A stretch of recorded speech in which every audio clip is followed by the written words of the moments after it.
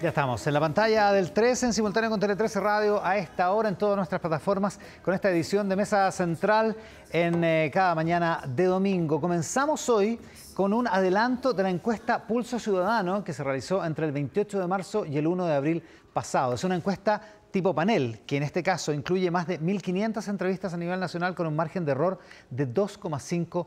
Por lo tanto, se puede hacer seguimiento. Como es un panel, se puede hacer seguimiento durante muchas semanas. Hemos mostrado muchas veces esta encuesta en el último tiempo acá en Mesa Central, pero los resultados de hoy son sorprendentes. Mire, el primer resultado que revisamos es la aprobación de Gabriel Boric, que con 34% aparece por primera vez debajo de la desaprobación, que registra un 41%. Es decir, hay una mayoría, hay más gente que desaprueba cómo el presidente Gabriel Boric está conduciendo su gobierno que la gente que lo aprueba. 41 contra 34, hay un 25% que no sabe.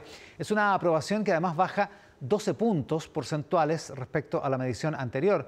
Lo estamos viendo en pantalla, de 46,5 a 34. Seguimos con el plebiscito de salida, en que la mayoría de los encuestados, el 35,8%, dice que con la información disponible hasta ahora estaría por rechazar la propuesta de la nueva Constitución, mientras que en un virtual empate en 32 puntos están los que se inclinan por aprobar y los que no saben qué podrían votar con la información, insisto, disponible hasta el momento. Otra de las láminas que mostramos, hay varias preguntas más en esta encuesta, tiene que ver con un nuevo retiro de fondos previsionales y hay una evidente mayoría a favor muy de acuerdo o de acuerdo con la idea de un nuevo retiro de fondos de pensiones. Un 66,5% está en esa categoría, muy de acuerdo o de acuerdo. Un 17% se declara ni de acuerdo ni en desacuerdo y un 15%, la minoría, está muy en desacuerdo o en desacuerdo. Es muy elocuente la respuesta a esa pregunta. Por último, sobre el proyecto de ley de amnistía a los llamados presos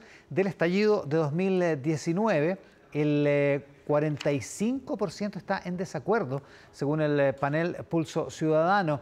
En desacuerdo o muy en desacuerdo, 45%. El 30% está de acuerdo o muy de acuerdo y el 25,1% dice no estar ni de acuerdo ni en desacuerdo. Son algunas de las imágenes del capítulo, perdón, de la entrega de esta quincena de Pulso Ciudadano. Lo hablamos con el director ejecutivo de Activa Reset, que es la responsable de Pulso Ciudadano, con Ramón Cavieres, que está vía telemática. Ramón está en alguna parte del Reino Unido, si no recuerdo mal, la última vez que hablamos. Ramón, ¿cómo estás? Buenos días.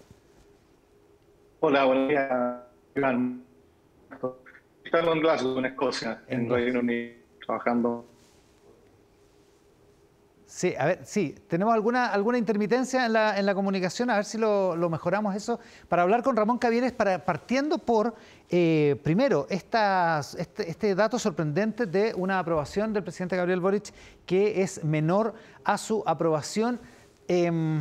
A ver, ¿de qué estamos hablando en este caso? ¿Podemos ya empezar a hablar de que se terminó la luna de miel, de que la luna de miel ha sido corta? ¿De qué se trata este dato? ¿Cómo se puede interpretar, Ramón? Yo diría que lo que hay que interpretar es que cada día es más difícil gobernar. Sea el gobierno que sea, gobernar hoy en día es muy difícil. No tan solo en Chile, sino en todas partes del mundo.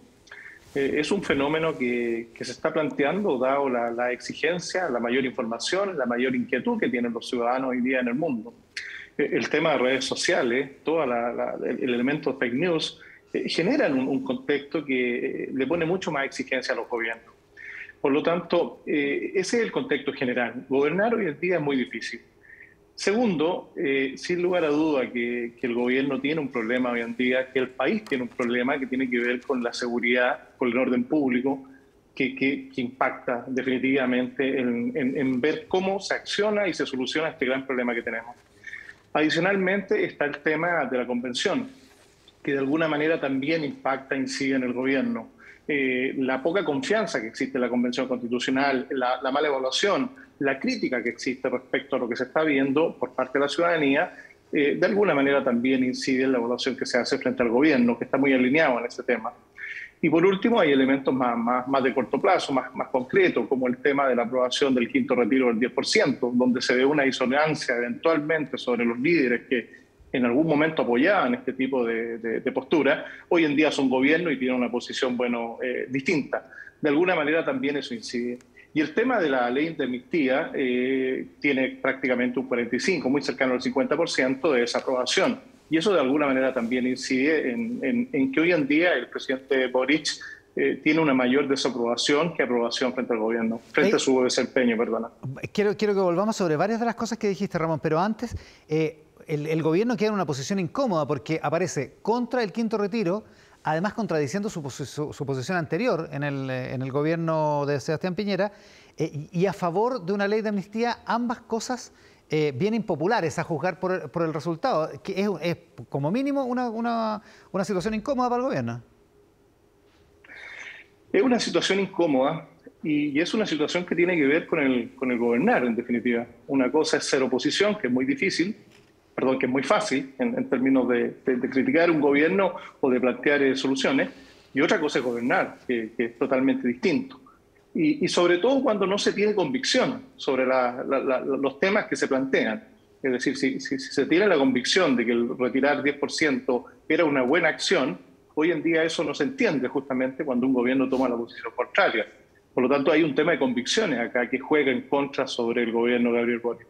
El tema del retiro es bien complejo porque además da la impresión de que la política no ha sido capaz de explicitar un relato en torno a los inconvenientes que tiene un retiro, porque en otra lámina que no está dentro de las que mostramos, el tema del alza de los precios, de la inflación, se vuelve un tema súper importante para las personas, no obstante que apoyan igual un quinto retiro que es nefasto desde ese punto de vista.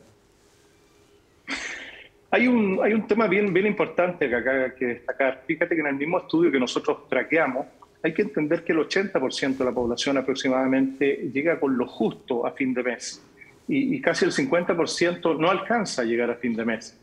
Por lo tanto, los requerimientos económicos de la población en Chile son fuertes, las penurias económicas son siempre.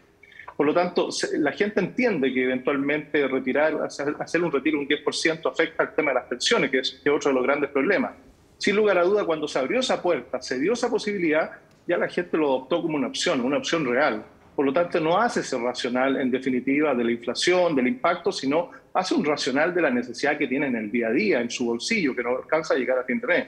Por lo tanto, ese es el tema fuerte, justamente, que la población siempre tiene esa necesidad y opta por las alternativas que le den, en definitiva. ¿Y tú dirías que ese racional, que tiene harto sentido, digamos, desde el punto de vista de la gente que no le alcanza para fin de mes, para llegar a fin de mes, es como invencible respecto de cualquier tipo de relato que ensaye la autoridad económica o la autoridad política en torno a los inconvenientes que trae, que son graves para la economía, de un retiro de fondos previsionales?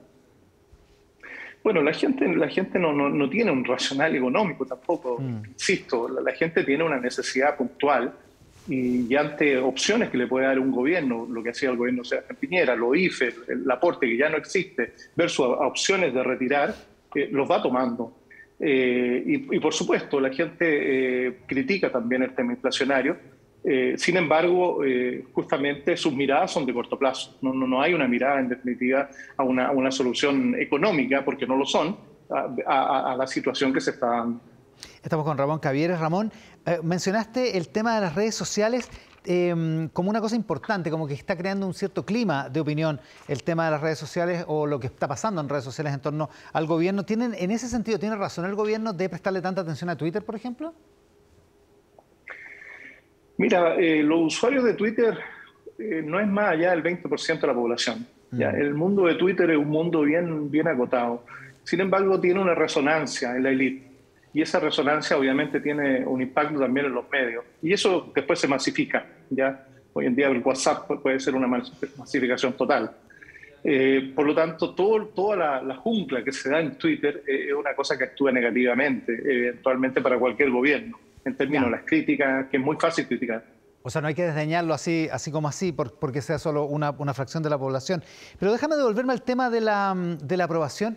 ¿Hay registros de otros gobiernos que tan rápidamente, porque estamos hablando de una medición de las primeras 2 semanas, haya pasado la desaprobación al liderar respecto de un gobierno entrante?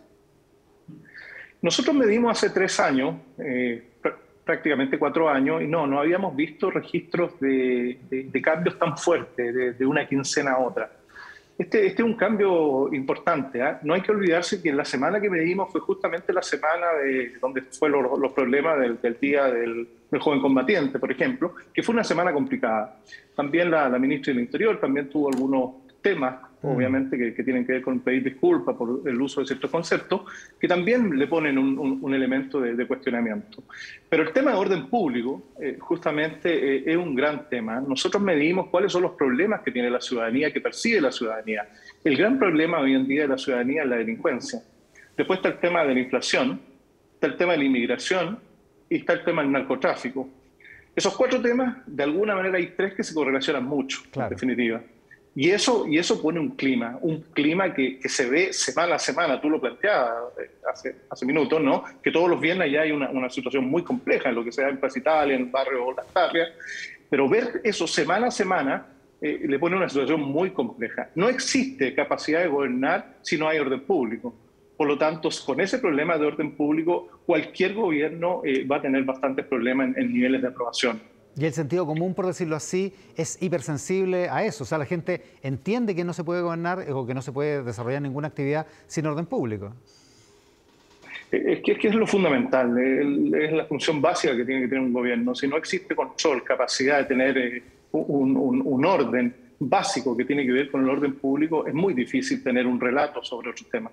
Ahora, no hay una medición respecto, no la hay en Pulso Ciudadano, no sé si hay otras encuestas que lo hagan, no hay una medición respecto de la percepción que tenga la ciudadanía en torno a el compromiso de un gobierno con el orden público o si tiene capacidades o no para enfrentar el tema del orden público. No, lo que pasa es que como medición concreta no, digamos, ese nivel de información no existe. Pero el tema de orden público en el gobierno de Gabriel Boric también hay, de alguna manera, hay una disonancia que también la ciudadanía puede estar pasando la cuenta, justamente. De alguna manera, el gobierno actual no tuvo una posición tan fuerte, tan clara en rechazar los problemas que se dieron después del estallido social respecto al orden público. Por lo tanto, también ahí hay una disociación que impacta al gobierno respecto a una convicción que se tenía sobre esa problemática. O sea, la gente percibe una cierta contradicción, digamos, en las autoridades. Yo creo que se está dando una percepción de que una cosa, insisto, es ser oposición, ser muy crítico, y otra cosa es gobernar. Y justamente el tema de la convicción central que se puede dar es un tema que, si no se tiene esa convicción, es muy complejo para justamente liderar un proyecto.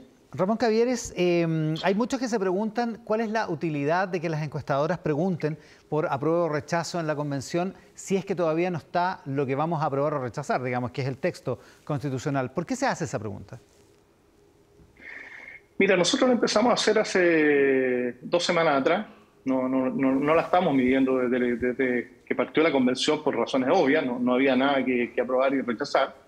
Sin embargo, hoy en día ya existen una serie ya de normas aprobadas y capítulos aprobados respecto a la Constitución. Hay mucho más información ya circulando y creo que es el momento apropiado de ir haciendo el seguimiento justamente de cuál es la posición que tiene la población, la ciudadanía, respecto al minuto actual de la información que se maneja. O sea, tiene validez. Ahora, por lo tanto...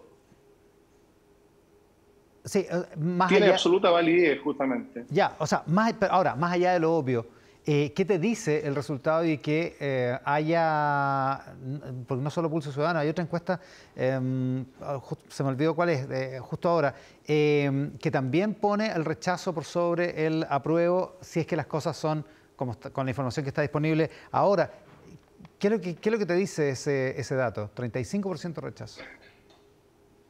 No, lo que está diciendo hoy día la encuesta nuestra y la de Feedback, que se dio a conocer ayer, que se mencionó tú, sí. Feedback, están dando a conocer que hay 3/3 en definitiva. Hoy día está la cosa muy discutible. No me atrevo a decir que el rechazo tiene una mayoría absoluta. Estamos hablando de 36 versus 33%. Lo que estamos hablando es que hay 3/3. Hay 1/3 de la población que está por el apruebo, 1/3 por el rechazo y 1/3 que es muy relevante, que no lo tiene claro y que es normal. No está escrito totalmente el borrador de la Constitución. Por lo tanto, de aquí a junio, cuando se tenga que entregar ya el borrador definitivo, bueno, va a ser un tema muy clave, justamente la claridad que tenga la Convención, que tiene muchos problemas, evidentemente, desde el punto de vista de la confianza, desde el punto de vista de la evaluación, y los actores, obviamente. Y esto le va a impactar definitivamente al rol del gobierno, porque el rol del gobierno tiene una identificación clara frente a este tema.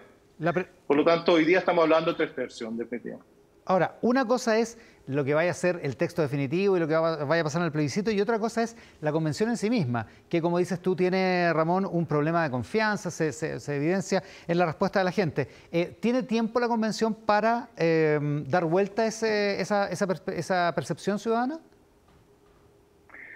Dado el contexto actual, lo que comentábamos, la efervescencia que toman las redes sociales, la efervescencia que toman los fake news, pareciera que el tiempo ya es bastante limitado para tener un cambio de percepción. Yo tengo la impresión que eso ya no se dio.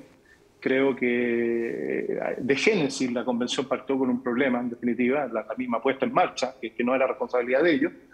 Por lo tanto, no creo que el tiempo ya no lo existe, ¿ya? Por lo tanto, lo que existe, y un elemento interesante, que las mismas encuestas que pueden estar dando luces de cómo se están manejando las percepciones y preferencias de la gente, van poniendo un matiz de acotamiento de las posiciones, quizás no tan extremas, quizás un aporte que pueden estar haciendo hoy día de dar información de la posición de la ciudadanía, es justamente que posiciones tan extremas eventualmente que puede estar tomando la convención son absolutamente negativas y ponen en riesgo su aprobación. Ya, ahora, la confianza que tenga la gente o la opinión que tenga la gente respecto de cómo lo ha hecho, no necesariamente, si es que interpreto bien, determina lo que vaya a decir la gente en la Cámara Secreta el día del plebiscito de aprobación o rechazo al texto constitucional. ¿Puede haber ahí una disociación, una diferencia, o no? Puede existir, insisto. Falta una etapa muy importante que tiene que ver ya con la discusión del texto, del borrador completo. Mayor explicación respecto a lo que es el texto completo, y que bueno, ahí va a haber cambios de posición eventualmente que va a tener la población. Pero lo que yo te decía, el nivel de confianza frente a la Constitución, frente a la Convención y el nivel de evaluación, es muy difícil el cambio, porque estamos en un escenario muy radical en términos de posiciones aún. Ramón Cavieres es director de Activa Research, responsable de la encuesta Pulso Ciudadano, que con estos muy sorprendentes datos o muy importantes datos hemos adelantado en esta mañana al inicio de Mesa Central. Ramón, muchísimas gracias por la gentileza de conversar con nosotros, ¿eh? Y tengo en mi mano esto que se llama Las 10 tendencias que transformarán Chile, libro de Joaquín Lavín. Joaquín Lavín, que ha firmado hartos libros, ¿eh? Desde La Revolución Silenciosa, ese fue el primero, ¿no? Hubo uno antes sobre la vida de Miguel Kast. Ah, de verdad. Sí, ¿cómo estás, Joaquín? Muchísimas gracias por la gentileza de estar acá. Iván, gracias. ¿De qué se trata este libro que escribió en Madrid, en su retiro post-primaria, sí, por decirlo lo escribí así? en Madrid, y básicamente es un libro optimista, digamos, sobre el Chile del futuro, y tiene que ver con la gran oportunidad que tiene Chile hoy día.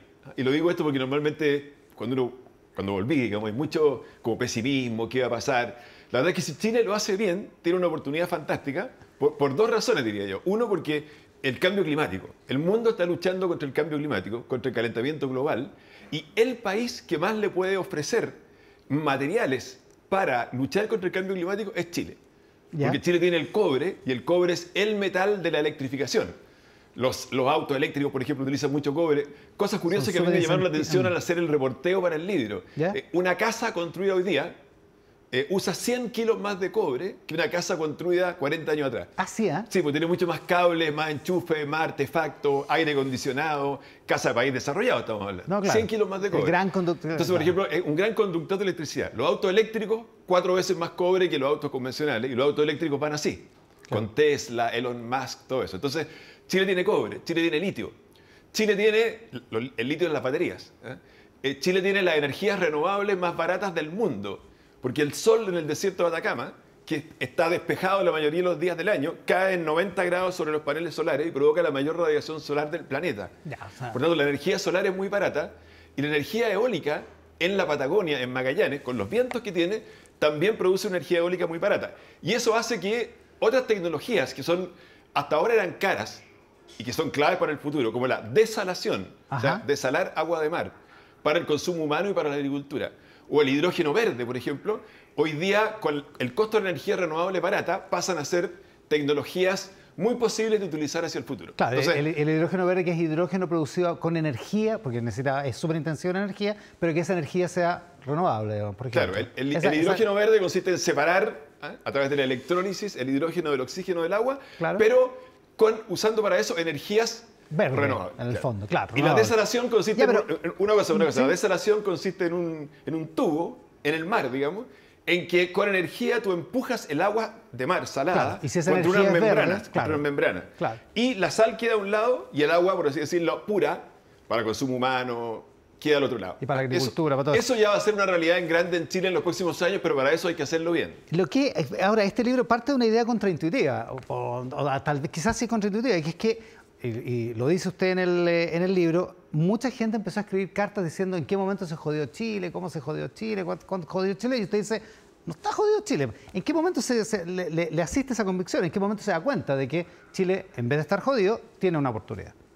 Bueno, eso de cuándo se jodió Chile viene de un libro. Sí, por cierto, de Conversación en la Catedral. Claro, Vargas ¿no? Llosa, claro, que dice cuándo se jodió el Perú. Entonces, efectivamente, yo me acuerdo que era en Mercurio, cuando partió el tema de la Convención Constitucional, después del acuerdo del 15 de noviembre, de haber sido, mucha gente, y con la violencia que hubo, digamos, mucha gente empezó a escribir cartas diciendo, Chile ya está jodido, Chile sonó, por así decirlo. O sea, esta gran oportunidad que en algún momento se pensó que Chile iba a ser un país comparable con los países desarrollados, murió. Y la verdad es que yo siempre tuve la impresión que eso es equivocado. O sea, obviamente que tenemos un riesgo grande de que esta oportunidad que está aquí no la aprovechemos. Sí. Hay un riesgo grande. Pero si lo hacemos bien... Mira, yo estuve a punto de ponerle el título del libro, Las 10 tendencias que transformarán Chile, le iba a poner aquí paréntesis, a pesar de todo. ¿Ya? Y a pesar de todo se refiere justamente a eso, a que Chile está jodido, que no, que sí. En el fondo, la política... A pesar de los chilenos. No, nunca tanto, ya. A pesar de la política. Porque ¿Ya? Lo que podría echar a perder esto, de alguna forma, son los desacuerdos. Porque te doy un ejemplo. Cobre. El mundo necesita cobre. ¿Ya? Porque tiene que electrificarse. O sea, nosotros para, entre comillas, salvar al mundo, tenemos que darle harto cobre. Pero hay gente en Chile que dice, no, a mí no me gusta el extractivismo. Pero como diciendo, oye, pero ¿cómo? Si nosotros, si la forma de luchar contra el calentamiento global es sacar harto cobre y harto litio y entregárselo al mundo. Sacarlo de manera razonable. Pero digamos, obviamente, o sea, ahí viene el segundo sea punto. Por descontado, o sea. No estemos contra el extractivismo. Hagamos que la minería sea verde. O sea, ¿qué significa minería verde? Que el cobre se saque, que el agua que use la minería sea agua desalada y que la energía que use la minería sea energía renovable. Pero si eso es así, hagámoslo. Entonces, busquemos una fórmula para que efectivamente esto pueda ser una realidad y eso requiere acuerdos. Muchas de las cosas que se están discutiendo en la convención tienen que ver con eso. Ahora, la pregunta es si el desacuerdo de la política, que podría poner en riesgo este buen panorama, es un desacuerdo que explotó, estalló, se hizo presente el 19 de octubre, o el 18 de octubre del 2019, o es un desacuerdo que se venía construyendo en los últimos 30 años de la transición, digamos. No, yo creo que se venía construyendo... O sea, Chile cambió, progresó mucho, obviamente, pero también se fue construyendo un malestar, eso ya lo sabemos todos, digamos. Y la nueva Constitución, de alguna manera, tenía que ser la forma para canalizar ese malestar, claro, dando origen a una... La Constitución del 80 duró o va a durar, no sé, 40 años. La nueva Constitución tenía que dar origen, ojalá que todavía se pueda, digamos, a un nuevo periodo de 4 o 5 décadas buenas para Chile, en que esto podía ser una realidad, que Chile fuera verdaderamente sustentable. Aquí se habla que Chile puede ser, lo dice el mundo, no nosotros, los informes, una potencia verde hacia el futuro. Bueno, que Chile sea esto realmente requiere que nos pongamos de acuerdo en ciertas cosas. Si para hacer un proyecto va a haber que pedir permisos interminables, porque esta zona es autónoma, la otra también, esta también, aquí vivió gente, entonces tenemos que pedirle permiso. Y por tanto, resulta que una de las grandes quejas que me decían cuando escribí esto con las personas que hablé, me decían, mira, obtener un permiso ambiental en Australia, que es un país, digamos, bastante preocupado del tema ambiental, un país, uno podría decir, muy preocupado de lo verde, bueno, demora 3 meses. Aquí en Chile demora 3 años. Allá cuesta $300.000, aquí cuesta $3 millones. Entonces nosotros, lo que tenemos que decidir es, nosotros vamos a hacer la política chilena, con sus desacuerdos y con sus peleas, o la nueva Constitución, ¿va a ser un obstáculo para este Chile verde del futuro o va a ser un facilitador? Eso es lo que está en duda todavía. ¿Y viendo la convención, qué cree? ¿Que va el camino a convertirse en un obstáculo o un facilitador? Mira, yo creo que hay que ser cuidadoso con esto porque todavía falta por redactar. Está en proceso. ¿Verdad? Exactamente. Yo soy de las personas que votó apruebo y no me gusta esta falsa disyuntiva o esta trampa en que de repente como que estamos. Porque la trampa es, oye, o ustedes aprueban esta constitución que están escribiendo ahora o volvemos a la constitución del 80, que es la que nos sigue rigiendo por ahora, por mientras. Yo creo que los dos escenarios para Chile son malos. Los dos son malos. A pesar de todas las reformas. Exactamente. No quiero volver a la Constitución del 80. Creo que Chile necesita una nueva Constitución. Pero la que están escribiendo no es la Constitución que nos va a permitir 40 o 50 años de un Chile que tire para arriba. No. Esa es la verdad. Hasta ahora. Con lo que se sabe hasta ahora, usted dice esto no va bien. No es la Constitución me encantaría que hubiera alguien, una especie de tercera vía, o alguien que dijera, mira, oye, no me gusta esto, no quiero volver a la Constitución del 80, quiero una nueva Constitución que signifique 1, 2, 3, 4, 5, 6, 7, 8, 9, 10, esto es, y hagamos esto. Y por ejemplo, rechacemos, pero para que después hagamos esto. O sea, hay que buscar una fórmula que permita salir de esta, entre comillas, trampa de estas dos opciones. Ya, pero así como están las cosas ahora, esto no va por buen camino, en su opinión. No va por buen camino, si quieres lo conversamos, pero obviamente que no va por buen camino. O sea, por ejemplo, no sé, Chile para mí es que Chile sea una colección de naciones. Chile es una gran nación.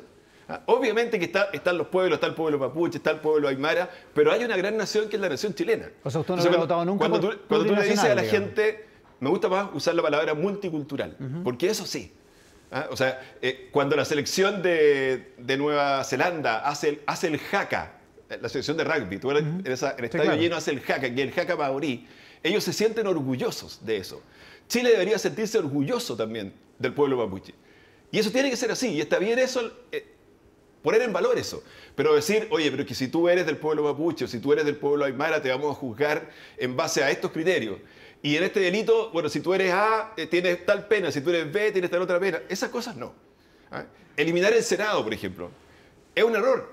¿Por qué? Porque el Senado es una cámara del Parlamento que le da a Chile estabilidad. Son personas que duran 8 años. Por tanto, van más allá de un gobierno. Son personas que tienen una edad que ya tienen una cierta experiencia. Los que lo critican dicen que la derecha está, o que el pensamiento conservador está sobre representado en el Senado. Por el tipo de bueno, acaba de haber una elección. Si da lo mismo, pueden buscar otra forma de elegirlo. Me parece bien que se puede llamar Cámara Regional, que sean 3 por región. Eso no está en cuestión, pero tienen que darle atribuciones. ¿Qué saco yo con tener un nombre bonito, Cámara Regional, si no sirve para nada? Entonces, ¿cuál es el problema? El problema es que un presidente de la República, solo con un Congreso plurinacional único, en que el Senado prácticamente no vale nada, concentra demasiado poder la mayoría de corto plazo. O sea, viene un presidente y controla, suponte que tenga mayoría en el Congreso, hace lo que quiere.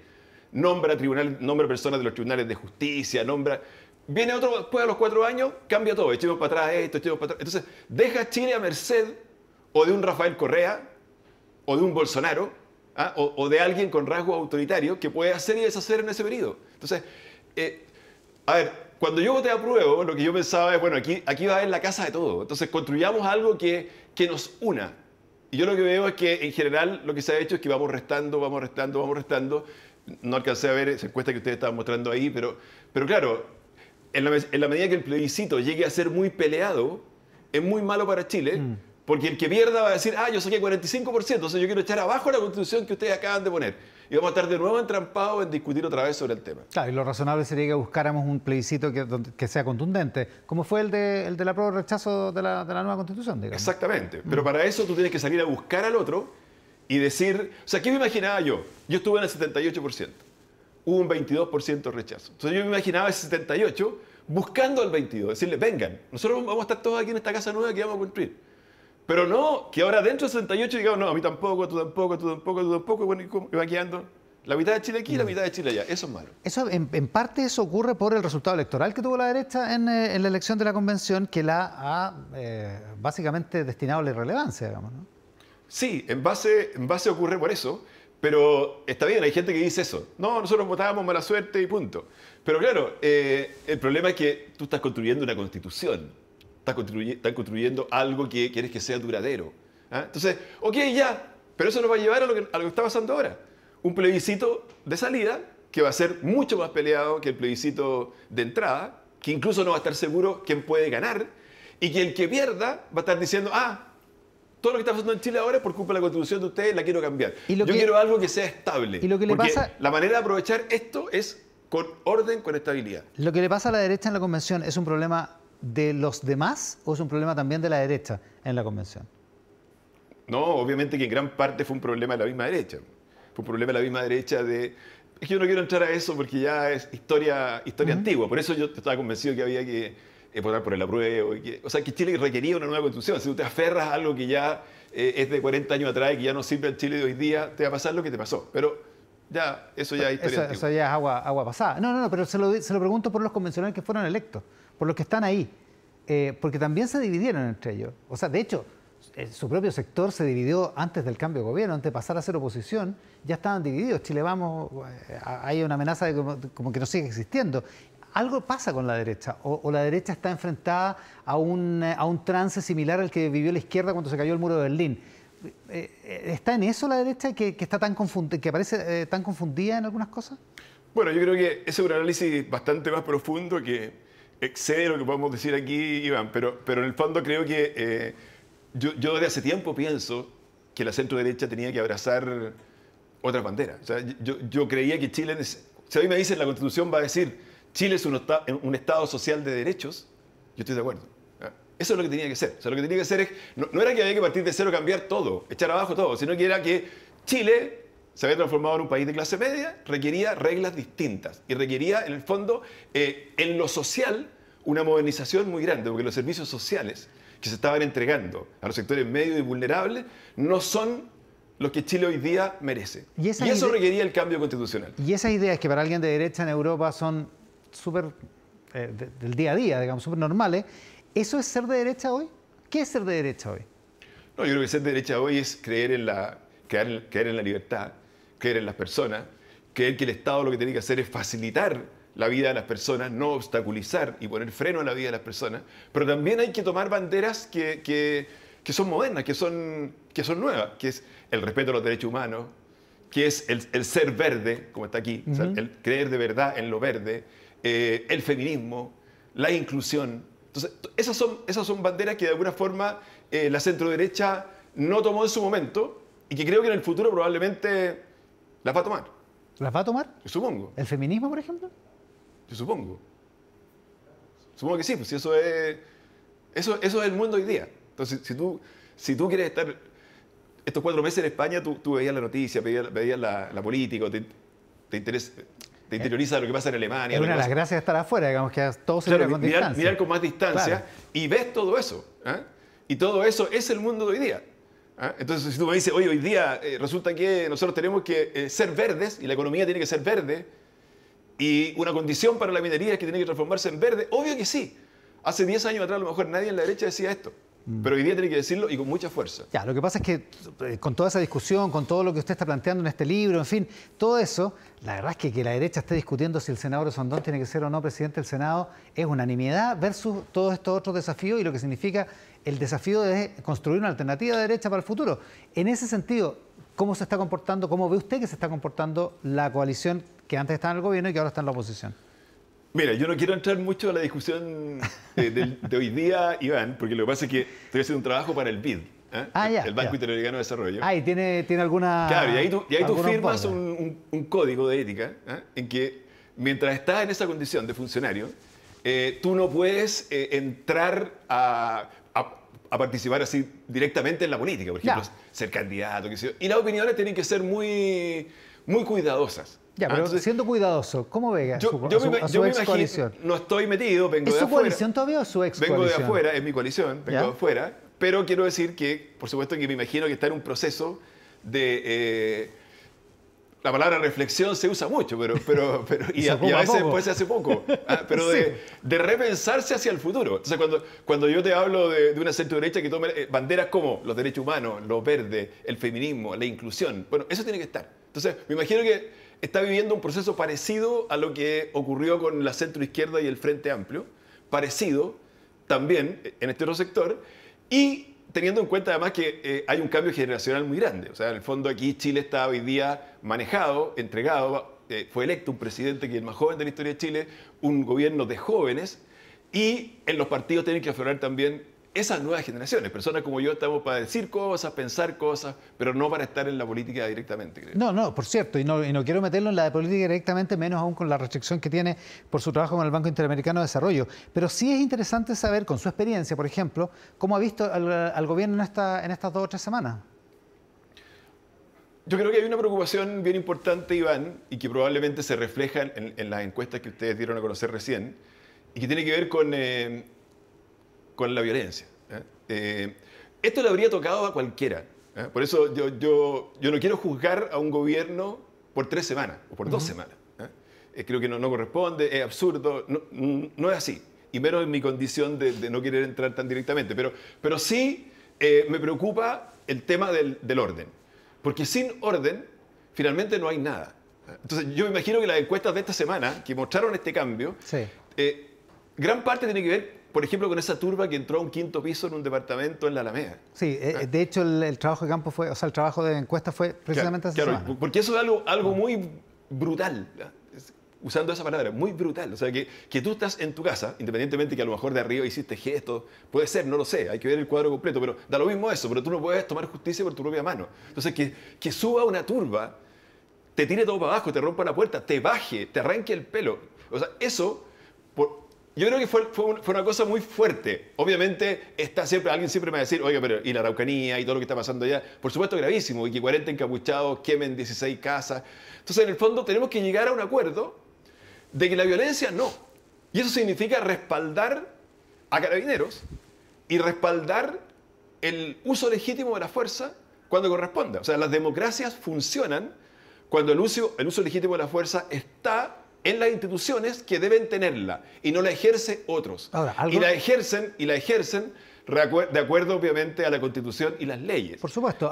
Pero lo que te quiero decir es lo siguiente, que es que si nosotros vemos un incidente en que un carabinero dispara, por ejemplo, inmediatamente entonces vamos a salir a culpar al carabinero, no.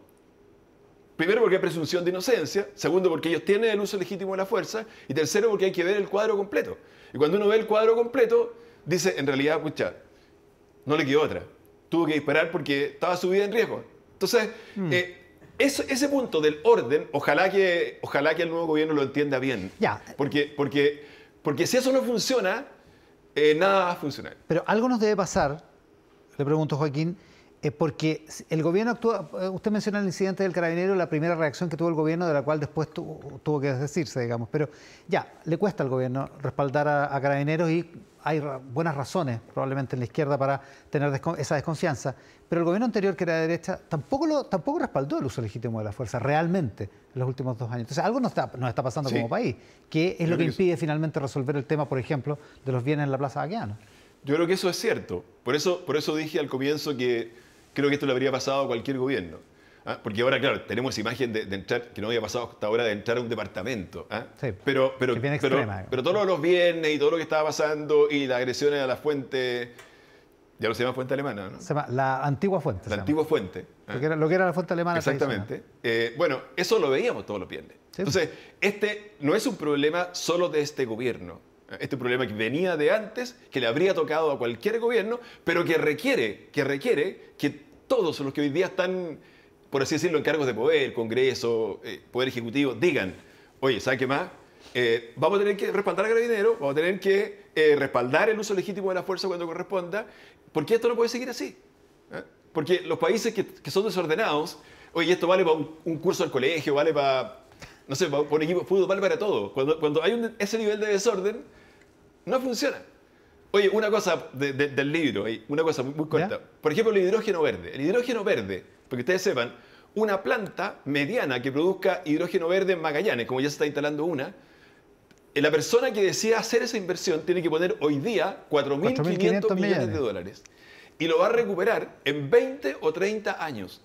Por lo tanto, esa persona que puso 4.500 millones de dólares, que son estos grandes fondos de inversión, tiene que hacer un acto de confianza en Chile. Decir, mira, Chile es un país que sí, yo voy a invertir, voy a obtener ese retorno, me voy a demorar 20 o 30 años, pero confío que este va a ser un país ordenado, que se va a respetar las reglas del juego, que rige el Estado de Derecho, que va a tirar para arriba. Y ese es un acto de creer en Chile importante, que no son tanto lo que lo están haciendo hoy día. Hay un dato nomás, la República Democrática del Congo. La República Democrática del Congo es un país que tiene cobre y tiene cobalto también, que el cobalto es otro de los minerales críticos del cambio climático, así que es muy importante ese país. Pero bueno, la República Democrática del Congo tiene ventajas comparativas para el cobre mucho más que Chile, porque la ley del mineral de cobre es mucho mejor, allá, ¿no? es mucho mejor que en Chile. Pero claro, no tiene las inversiones que tiene Chile. ¿Por qué? Porque meter 4.500 millones de dólares en la República Democrática del Congo, en que el Estado de Derecho es ahí nomás, en que la democracia no existe, en que pasa esto, en que pasa lo otro. Entonces, en el fondo, eso pasa con los países. Tenemos que tener un orden y una estabilidad para que podamos hacer realidad todo esto. Joaquín Lavín, sobre las 10 tendencias que transformarán Chile, su nuevo libro que está presentando después de su periplo, su estadía en Europa durante 4 meses. Muchísimas gracias, Joaquín, por la gentileza de estar acá. Muchas gracias, Iván, que esté muy bien. Les presento nuestro panel de convencionales que anunciábamos sobre el final del bloque anterior. Aquí están a mi izquierda, pero a la derecha de la pantalla, Constanza V y Marco Barraza, para que no se vayan a ofender ninguno de los dos. No, por supuesto que no. Muchísimas gracias por estar con nosotros. Muchas gracias por la Y invitación. a este lado Fuad Chaín y Giovanna Roa. ¿Cómo están? Muchísimas gracias. Muy bien, Esta democracia gracias. cristiana, Frente Amplio, en términos gruesos, Frente Amplio, algunas de las configuraciones de la derecha y Partido Comunista. ¿Sí? Así es. Así es. O Apruebo Dignidad también puede ser. Apruebo Dignidad, Chile Digno y Partido Comunista. Todas las identidades Todas juntas. Es que quizás si ahí hay uno de los problemas de nuestro sistema político, que tenemos demasiadas banderas o demasiadas marcas. Pero bueno, yo me las he ido tratando de aprender. Mira ahí los nombres de los colectivos, los números de colectivos. Y No, yo ya, los de la derecha me superaron. Imagina, yo ni siquiera sé cuál es el nombre de mi colectivo. La propuesta de sistema político, dice el presidente del Senado, Álvaro Elizalde, no constituye un bicameralismo asimétrico, sino un unicameralismo encubierto. Es medio enredado como concepto, pero lo que dice básicamente es que no se está reemplazando el Senado por una Cámara de cartón, ha dicho otro, una Cámara que no tiene las suficientes atribuciones. Acabo de cachar que estoy sin mascarilla, así que me la voy a poner, porque tenemos que estar con mascarilla todos. Giovanna Roa, ¿qué opina de la declaración del presidente del PSA, el senador Elizalde? Sí, no, yo creo que es complejo hablar de que una Cámara que tiene representación territorial y que busca la descentralización del poder es de cartón. Yo creo que hay que tener harto ojo ahí con las declaraciones. Por el contrario, yo creo que lo que hicieron en el sistema político, yo no soy parte de la comisión, pero tengo acá tres compañeros que sí lo son, es buscar justamente equilibrios territoriales, equilibrios políticos que permitan que, claro, tengamos una visión país, pero también que los territorios puedan tener más incidencia, más poder para tomar decisiones sobre ellos mismos. Así que yo diría que es desafortunada. La verdad. Elizalde dice que no tienen poder. Fuad Chaín me parece que también piensa lo mismo. Sí, la verdad es que esta Cámara Territorial no tiene ninguna incidencia en el proceso legislativo. La Cámara de Diputados va a poder hacer lo que quiera por 4/7 de los presentes, va a poder ignorar completamente la opinión de la Cámara de las Regiones, por lo tanto es una Cámara decorativa. Además muy restringida. Perdona, solo como ejemplo, 4/7 hoy tiene cualquiera de los dos, el oficialismo tiene 4/7. Es de los presentes, así es que eso es variable. Entonces, además. por lo tanto, cualquiera puede alcanzar ese quórum y va a poder ignorar completamente lo que opine la Cámara de las Regiones, pero además tiene materias muy acotadas, básicamente ley de presupuesto y cuestiones de carácter político-administrativo, división político-administrativa del poder, el tema de las competencias para los órganos regionales y comunales, estatuto regional, puras materias, partidos políticos, votaciones populares y escrutinio, que además se ven cada 8 o 10 años y por lo tanto después de implementar la Constitución, lo que tendría que hacer esa Cámara es tener una muy buena cafetería para poder esperar que le llegue la ley de presupuesto, porque va a ser lo único que realmente van a tener incidencia. Y desconoce que a las regiones también les interesa participar en la discusión de salud, de educación, de vivienda, sobre todo con la realidad geográfica y social tan diversa que tiene nuestro país. Y esos temas no quedan adentro. Marcos Barraza, ¿qué piensas? No, yo creo que primero me quiero hacer cargo de las declaraciones del presidente del Senado, Álvaro Elizalde. Yo creo que son lejos de las declaraciones más corporativizadas y de defensa del puesto del trabajo que he escuchado. Defensa de puesto de trabajo. Claro, o sea, lo que hemos visto es una defensa, digamos, violenta por parte de muchas senadoras y senadores que están defendiendo, entre otras cosas, su espacio. Y no están atendiendo a que son parte también de una crisis estructural en el país. ¿Alguien podría decir que el Senado lo ha hecho bien en estos años? Cuando tenemos legislaciones que se demoran 10 años. ¿Alguien podría decir que el Senado cumple con las expectativas populares? ¿Alguien podría decir que el quórum de 4/7 es un quórum bajo? ¿56%? O sea, no, yo creo que son declaraciones altamente inapropiadas que no están dando cuenta de la crisis y la magnitud que vive el país de esa crisis. Yo desapruebo esas declaraciones y me me extrañan mucho, porque yo creo que el presidente del Senado, el presidente del Partido Socialista, suele tener declaraciones más ponderadas y más juiciosas respecto de la crisis política que vive el país. Y en esta oportunidad tuvo una defensa absolutamente corporativizada, distante de la demanda popular. Es una defensa corporativa, dice Marcos Barraza. Constanza V, ¿tiene un punto Marcos Barraza? ¿El Senado lo ha hecho mal? ¿Se ha demorado 10 años en proyectos? A ver, yo creo que lo primero es que no es esencial para que un proceso constituyente se llame como tal, cambiarlo todo. ¿Ah? O sea, hay cosas que están funcionando mal y yo creo que esas son las cosas que se tienen que cambiar, pero lo que está funcionando bien, ¿por qué lo vamos a cambiar? ¿Por qué vamos a apretar el botón de reseteo, como diría una convencional constituyente durante esta semana? Aquí yo creo que me parece que se aplica perfecto lo que ocurre con el Senado. ¿Quién dijo que eliminar el Senado era esencial para cambiarlo todo? O sea, desde ese punto de vista, yo creo que la eliminación, al menos del Senado, es una cuestión de voluntarismo político, porque francamente no se ha dado ni un argumento, ni uno, que pueda permitir decir que eliminar el Senado va a aplicar un cambio necesariamente razonable. Lo que dice Marco, de que, bueno, que el Senado en realidad tenía un mal desempeño, al igual que otras instituciones, todas las instituciones tenían mal desempeño. Bueno, digamos que la Cámara de Diputados le va muy bien, pero no por eso vamos a terminar cambiando y minando todas las instituciones. Para eso tendríamos entonces que cambiar el presidente, el concepto de ministro, los conceptos de diputados. Bueno, no ese es el punto. La verdadera razón por el tema de la eliminación del Senado no pasa por un tema técnico. De hecho, todos los expertos planteaban de que el Senado no hacía más lento en la tramitación de los proyectos, no implicaba una traba o un veto, sino que más bien todo lo contrario. En el Senado incluso se hace más rápido las cosas porque llegan a acuerdos más rápido porque son menos. Pero lo más importante, y con esto cierro, eliminar el Senado en la práctica lo que implica es concentrar el poder. Y como está estructurado hoy día el sistema, y uno lo mira como un auto en el fondo que tiene que funcionar,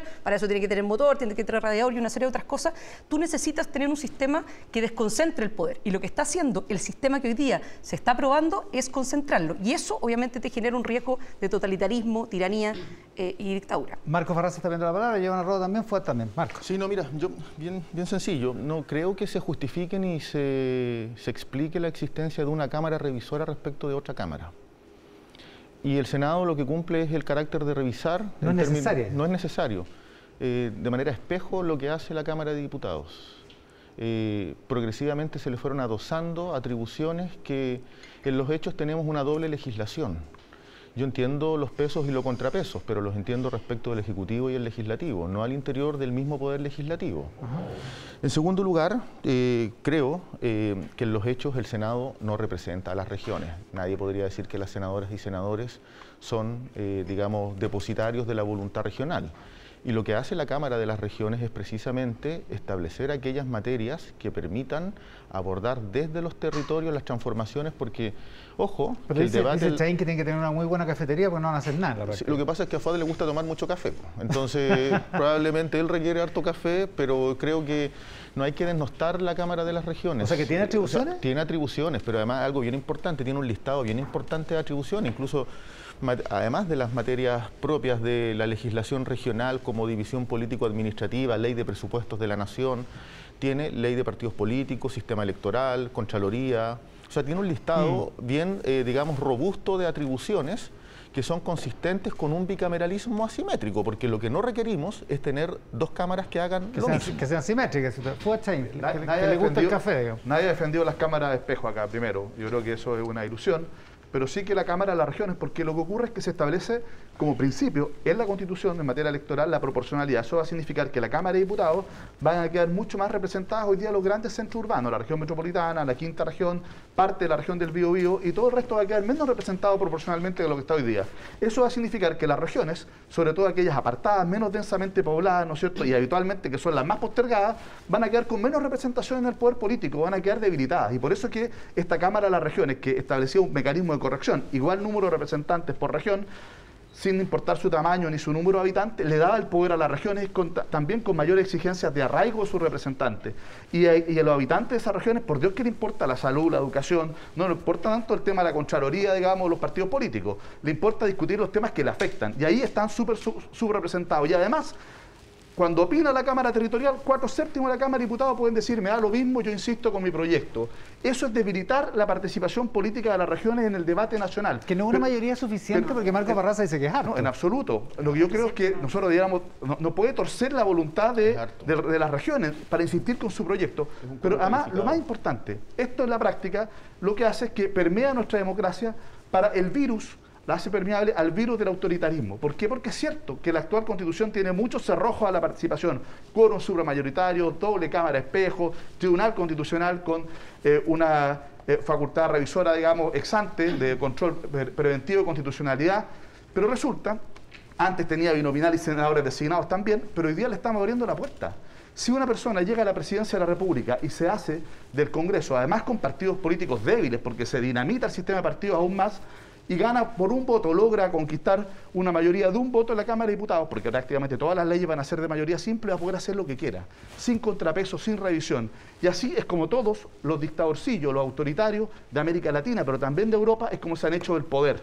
Y eso me parece extremadamente grave porque hace vulnerable, frágil nuestro sistema democrático. Giovanna Roa, ¿no ves No, yo siguiendo en la línea del café, yo creo que evidentemente Constanza y Fox han estado tomando muchos cafés porque están muy coordinados en el, el ataque al sistema. Créeme que ninguno. Están en la misma línea, están en la misma línea de meter miedo con respecto al proceso, con respecto a la propuesta, y yo creo que eso es sumamente grave. Acá no hay un afán de cambiarlo todo, por el contrario, hay un afán de entender cuáles culturalmente también las dinámicas de nuestro país y llevarlas hacia una mejora y llevarlo hacia un objetivo que es absolutamente colectivo, y creo que estarás de acuerdo, que es la descentralización no la autocomplacencia. Y cuando estamos hablando de la descentralización del poder y darle más poder a las regiones, ahí sí es importante qué pasa con la representación de una cámara regional que va a tener la misma cantidad de habitantes, o sea, la misma cantidad de representantes independiente de la cantidad de habitantes.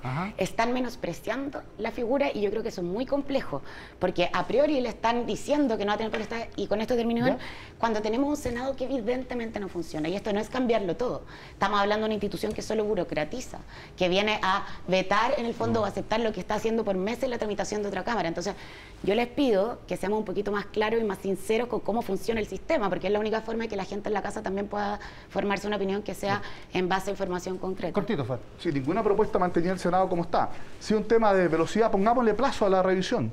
Siempre se planteó que la Cámara de Origen fuera la Cámara de Diputados, que el Senado dejara de ser Cámara de Origen y fuera solo Cámara Revisora. Pongámosle plazo para esa revisión, no hay ningún problema. Pero lo que aquí se está haciendo es destruir completamente el poder de la región y la discusión de los debates nacionales y dejar en la práctica una sola Cámara. Una de las críticas que se hace es que aparentemente el Senado lo que hace por el tipo de elección que tiene es que sobre representa a los sectores conservadores, los sectores rurales, por ejemplo.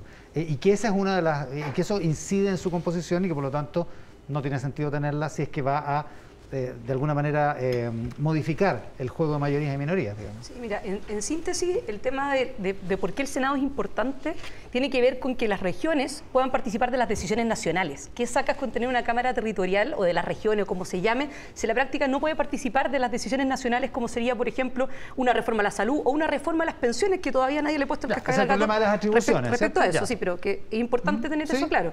El Senado hoy día participa de temas que tienen que ver con los controles y los pesos y contrapesos. Por ejemplo, el nombramiento. Por ejemplo, el tema de las acusaciones constitucionales. Imagínate una acusación constitucional de una sola Cámara por mayoría. Chao el presidencialismo, se acabó. Presidente, chao, ministro, chao. Imagínate por mayoría poder tener que la misma Cámara que lo lleva al mismo Congreso, ¿cierto? Que lo acusa, es el que lo juzga. Y por otro lado, yo quiero tomar un tema que decía Marco respecto a los dolores sociales. Yo creo que hay que tomar el guante también en la constituyente, porque resulta que los dolores sociales que llevaron a este proceso constituyente, como sería la salud, especialmente las pensiones, la educación, hoy día se ha dejado, ¿cierto?, en el patio de atrás. Eso no ha sido lo que se ha centrado en la constituyente, sino que se ha centrado básicamente en la desmantelamiento del sistema, y eso queda bastante claro, no solamente con las declaraciones, sino que con los hechos, Giovanna, con los hechos. O sea, yo creo que acá uno tiene que hablar con la verdad. En ese sentido, yo creo que es mucho más transparente decir, mira, estamos por una sola Cámara. Yo creo que ahí el Partido Comunista ha sido súper claro, estamos por una Cámara, pero no le mintamos al país diciendo que acá se trata de dos cámaras, un bicameralismo asimétrico para tratar de disfrazar una cuestión que está bastante clara y es bastante evidente. Y no hay un argumento, uno, de peso que pueda justificar la eliminación del Senado. Ni los técnicos lo han señalado así, ni tampoco los políticos dentro de la Convención Constitucional. Dejemos el tema de los derechos sociales para después. Marco Barraza. No, mira, bien preciso. Si uno quiere transitar en reformas sociales estructurales que, por ejemplo, permitan tener pensiones dignas, solucionar el déficit habitacional de más de 1 millón de viviendas entre cuantitativo y cualitativo. Si uno quiere tener una salud pública de calidad digna y una educación gratuita con orientación nacional para el desarrollo del país, evidentemente que tiene que contar con un sistema político que habilite ese proceso. Y el actual Senado no solo retrasa los procesos legislativos, los enlentece, sino que también los desvirtúa.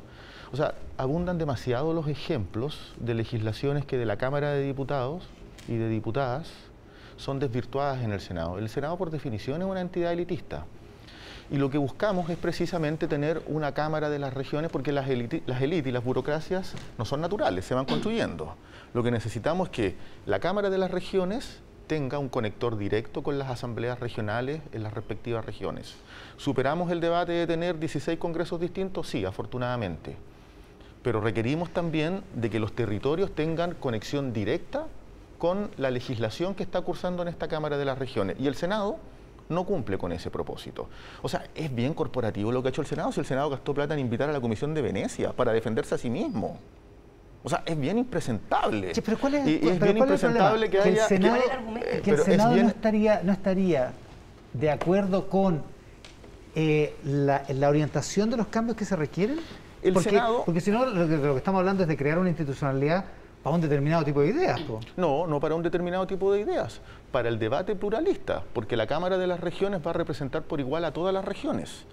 Ojo, que el argumento de Fuad, que la Cámara de Diputados sobrerepresenta una Cámara política y por definición tiene que tener criterios de paridad, de escaños reservados, criterios que le den un sentido democrático a esa Cámara política. Pero también se requiere de una Cámara de las Regiones y nosotros, el Partido Comunista, transitamos de una discusión de unicameralismo, porque sabíamos que el número no permitía unicameralismo, a una discusión sobre bicameralismo asimétrico.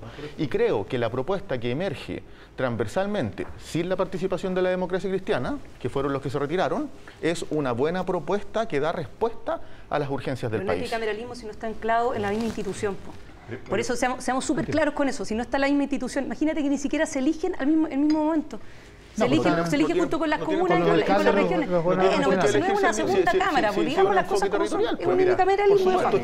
Es un peso territorial. Lo que ocurre, a ver, esto es un unicameralismo con capucha, porque no quisieron mostrar la cara del unicameralismo, le pusieron la capucha a una cámara territorial de papel, débil, sin facultades, que tú hablabas de los 4/7. Mire, la norma del Congreso la va a poder aprobar por mayoría. Con 4/7 de los presentes le tuerce la voluntad a esta Cámara de las Regiones. O sea, como lo dijo el senador Insulza, ¿no es cierto?, que esto es de alguna manera indigno. Indigno. Lo han dicho los politólogos, que quienes se postulan a esa Cámara tienen que estar dispuestos a la humillación. No lo digo yo, no lo dice ningún convencional de derecha, lo dicen politólogos de izquierda. Lo han dicho, mire, profesores de Derecho Constitucional del Partido Socialista, que han dicho que esto es un mal acuerdo. Yo creo que hay espacio para corregirlo. A propósito de Giovanna, porque tenemos que tener un buen proceso constituyente, de lo contrario, los derechos sociales que pueden estar establecidos, todos los derechos fundamentales van a ser letra muerta si no tenemos un sistema político que funcione bien. Y lo más importante, que le cierre la puerta al autoritarismo, porque el autoritarismo no solo hace que se pierda la libertad, sino que también se pierde el progreso, se pierde la posibilidad de financiar los derechos sociales. Y para eso el cóctel es muy malo. Un presidente que continúa con muchas atribuciones, un Congreso unicameral en la práctica, en que todas las materias se aprueban por mayoría simple, partidos políticos débiles, sin tribunal constitucional, con un sistema de justicia totalmente debilitado, atomizado, se acaba el Poder Judicial. Entonces, creo yo que las condiciones para que un populista de extrema derecha o de extrema izquierda, o estos apolíticos que son a veces peores, ¿no es cierto?, pueda llegar al poder y hacerse completamente de nuestra democracia. Y creo que ser una persona que está comprometida con el proceso constituyente, que no solo llamamos a votar a prueba, estuvimos en el acuerdo desde el primer día, es justamente identificar estos temas, porque en esto no nos podemos equivocar. No nos podemos equivocar y tenemos que hacer las cosas bien, sobre todo para poder fortalecer la línea de defensa de la democracia. Es que, ¿cómo tú podías hablar del compromiso o no con el proceso si te paraste de la mesa de negociación?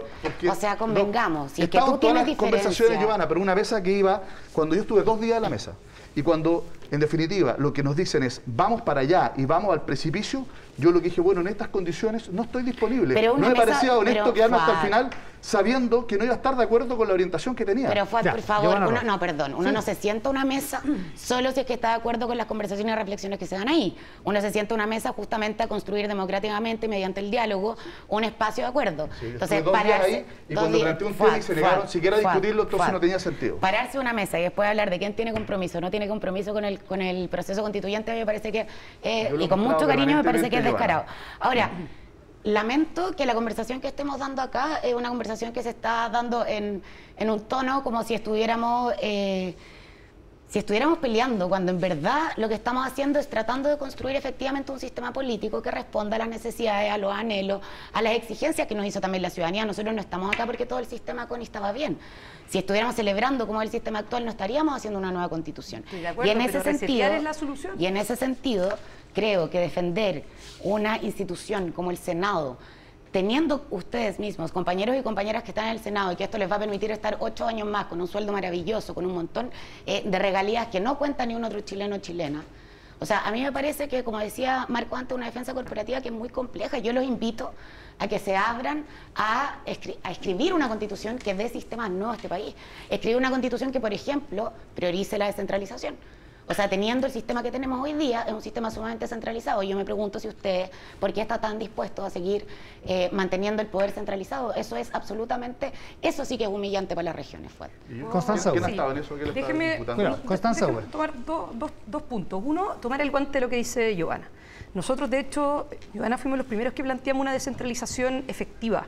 ¿Y qué quiere decir eso? Empoderar los gobiernos locales, empoderar los municipios con un buen control, de tal manera de invertir la pirámide, que sean los municipios, el alcalde, los concejales, quienes están más cerca de los ciudadanos, los que finalmente tengan mayor poder, y no estas superestructuras de asambleas regionales, de mini congresos, de mini gobiernos de las regiones, de las comunas, de las provincias, y todo este enredo que se está armando burocrático, que solamente va a alejar a las personas de la verdadera solución. Pero sí dice Marco Barraza está bien, pero por eso... quedó en el pasado. No, quedó en el pasado, pero me parece que igual es importante, porque quienes no estamos por concentrar el poder, sino que descentralizarlo de manera efectiva. Mira, ni siquiera fuimos escuchados con ese tema, ¿no? O sea, con suerte creo que se discutió un par de minutos en una de las comisiones. Pero voy al segundo tema. Yo creo que acá, lamentablemente, la Convención Constitucional está transitando por un camino que es muy peligroso. Y ese camino ya no tiene que ver con diferencias de derecha, izquierda, centro, de extrema derecha, extrema izquierda, no, sino que entre demócratas y no demócratas. Y la realidad es que la Constitución actual tiene muchos problemas. Yo incluso, bueno, me tocó escribir sobre este tema, el diseño institucional, muchos problemas. Pero hay algo que ha permitido al menos esta Constitución, la vigente, es la alternancia en el poder. Es decir, pudo gobernar Bachelet, pudo gobernar Piñera, pudo gobernar Lagos, pudo gobernar Frey, pudo salir, ¿cierto?, un candidato del Frente Amplio, y resulta que, como yo veo que hoy día se está dando esta discusión constituyente, la propuesta de nueva Constitución no busca eso. No apunta a la alteración, en el fondo, el hecho que sea alternado la alternancia del poder, que es esencial para una democracia. Si no hay alternancia en el poder o la posibilidad de una alternancia en el poder, se acaba el sistema democrático. Yo creo que eso es un punto que hoy día estamos caminando por la cornisa y nos podemos terminar cayendo. Marco Barraza dice que no. No hay ninguna norma en el proceso constituyente aprobada o en redacción que impida la alternancia en el poder. Para no generar mentiras, para no generar falsedades frente a la opinión pública. El debate tiene que ser muy riguroso, no hay ninguna norma que apunte hacia aquello. Hay normas que lo que buscan es dotarnos de un sistema político institucional que efectivamente represente las expectativas sociales. Y yo lamento profundamente que en este debate se distorsione la verdad, porque por ejemplo FUAT intentó sistemáticamente quebrar la mesa de negociación y fue el único que la quebró, el único que se paró, el único representante de la democracia cristiana optó por quebrar la mesa de negociaciones. Contrariando, yo creo que incluso al pueblo demócrata cristiano, que tiene una expectativa de cambio y transformaciones sustantivas y que no tiene una representación adecuada. En segundo lugar, el debate sobre las regiones. La convención ha avanzado y ha arribado a buenas decisiones. O sea, se está fortaleciendo la posibilidad de que las regiones, los gobiernos regionales, los gobiernos comunales tengan empresas públicas. Si el desarrollo tiene que llegar a las regiones.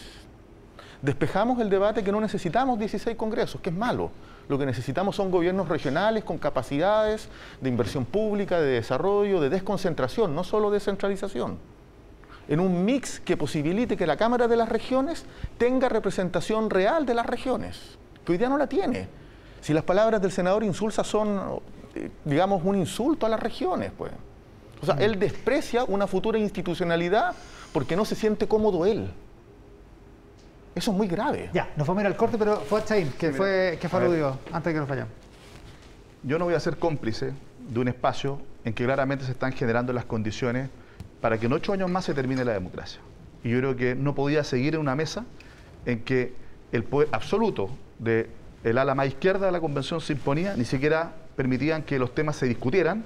Eso fue lo que gatilló mi salida de la mesa, porque aquí había un diseño preconcebido, tener un presidencialismo fuerte y un unicameralismo, que es el diseño del Partido Comunista, y que yo lo felicité al día siguiente porque lo logró completamente, sin ningún tipo de contrapeso. ¿Por qué? Porque este es un manual, el manual de Nicaragua, el manual de Venezuela, el manual, ¿no es cierto?, que también se está aplicando en Hungría, para no hablar solo de América Latina, donde por la vía democrática se llega al poder para después hacerse del Estado y transformar un gobierno democrático, un sistema democrático, una dictadura. Yo por lo menos con mi presencia no voy a ser cómplice de una negociación que genera las condiciones para eso y para la pérdida de la democracia. Y he recibido el apoyo transversal no solo de mi partido, sino que de mucha gente de izquierda democrática que se da cuenta de estos riesgos, que se da cuenta del juego en el que estamos y que requiere y demanda que el sistema político dentro de la convención tenga correcciones que nos permitan hacer cambios, pero no arriesgar nuestro sistema democrático. Vamos a hacer una cosa. Giovanna Roa quiere la palabra. Está el tema del autoritarismo o de la democracia o la no democracia,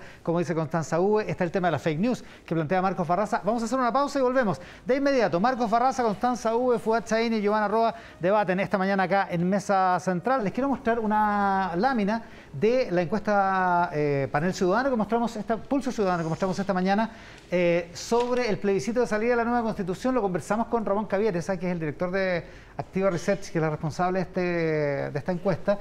Ahí está, 35,8% por rechazar la propuesta de nueva Constitución. La pregunta es, con la información disponible hasta el momento, sí. ¿Usted estaría por aprobar o rechazar? 35,8% dice rechazar, 32% dice aprobar, 32,2% dice no sabe.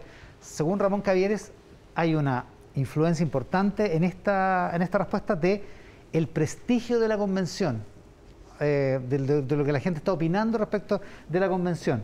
¿Qué piensa Marcos Farraza? Bueno, la convención aún no concluye su trabajo y aún no discute normas que son, como se decía acá mismo, fundamentales. Sí. Las que movilizan expectativas sociales de calidad de vida, de dignidad, de justicia social, y van a debatirse prontamente. Pero algo hay en el quehacer de la convención que parece no estarle haciendo sentido a la gente. Pero yo discrepo de esa encuesta. ¿Sí? Hay encuestas fraudulentas que en el plebiscito del apruebo respecto de si había nueva convención o no, que le daban hasta un 50% al rechazo. La industria de la encuesta no tiene un prestigio muy adecuado en este país. Esta semana, como hacía notar Daniel Matamala, la tercera había una que da 98%, pero bueno. Vendedores de servicios y responden en función de quién les compra ese servicio. Entonces yo no me creo esa encuesta de buena primera. No la creía. Y no me las creo porque además había encuestas que decían que había un 50% de la población que quería convención mixta entre el Congreso y constituyentes electos. No. Y no tuvo del orden del 20%. Entonces, de buenas a primera, creerle a ese estudio o creerle a otros, yo pongo la duda inmediatamente. Yo creo que la gente sigue teniendo expectativas de cambio. Leí una encuesta hace 3 o 4 semanas que las demandas, la voluntad de querer tener reformas estructurales profundas en el país está vigente al 69%. Entonces, pero es que eso no tiene que ver con opinar que la pero lo que pasa es que la gente tiene muy claro que aquí en la convención se está jugando el futuro del país en gran medida. Fuerte. ¿Qué piensas de este aspecto? Después volvemos al... Más allá de la encuesta, yo creo que aquí hay varias formas de atacar la convención y el proceso constituyente, que yo creo que sería un fracaso de la democracia si nos va mal. Y por eso tenemos que trabajar para que nos vaya bien y que ojalá tengamos un buen texto que proponerle al país y que sea aprobado no por 50+1, sino que por una amplia mayoría que le dé estabilidad. Una son las fake news, que muchas veces inventan cosas para desprestigiar. Vamos a hablar de eso. Muchas veces actitudes de los propios convencionales, de normas fanáticas, extremas, que de alguna manera lo que generan es una opinión crítica de lo que sucede ahí dentro, a veces en el fondo y a veces en la forma, pero también la nula autocrítica, una autocomplacencia también de algunos que creen que independientemente de lo que hagamos, el resultado está garantizado. Y yo creo que no tenemos que caer en ninguna de esas cosas, ni en las fake news para tratar de desprestigiar, pero tampoco en una autocomplacencia donde disentir con algo se transforma en traición.